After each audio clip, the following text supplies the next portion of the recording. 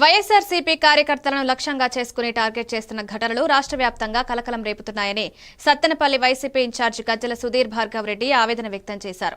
పల్నాడు జిల్లా పెద్దనెమిలిపూడి గ్రామానికి చెందిన కార్యకర్త లక్ష్మీనారాయణను పోలీసులు కమ్మవాడివి వైసీపీలో ఎలా ఉంటావంటూ బెదిరించడమే కాక దాంతో ఆయన ఆత్మహత్య యత్నానికి పాల్పడ్డారని తీవ్రంగా ఆరోపించారు. బాధితుడు ప్రస్తుతం ఆసుపత్రిలో చికిత్స పొందుతున్నాడు.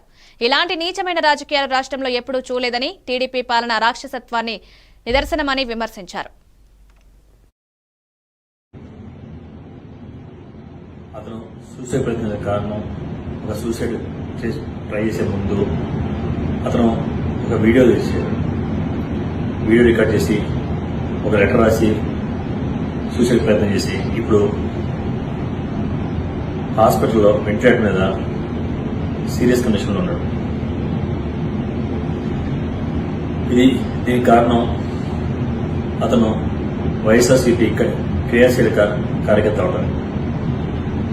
అతను కొంతమంది టీడీపీ వాళ్ళతో కలిసి ఇంతకుముందు ఏదో వ్యాపారం చేశారు.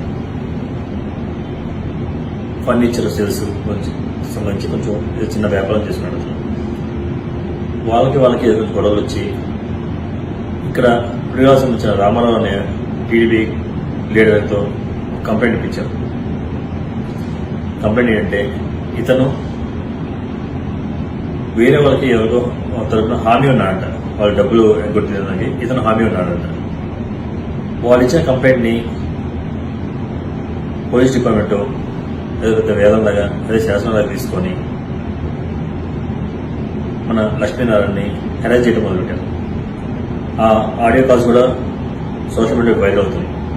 ప్రతి వారం ఫోన్ చేసి వస్తున్నా లేదా వాళ్ళని తీసుకున్నాను, తను బతికాడి నేను ఇక్కడ లేదా, నా వైజాగ్లో ఉన్నా, నువ్వు రా ముందు, వచ్చి ముందు తొందర సెటిల్ అయింది అని అతన్ని హెరాస్ చేయటం.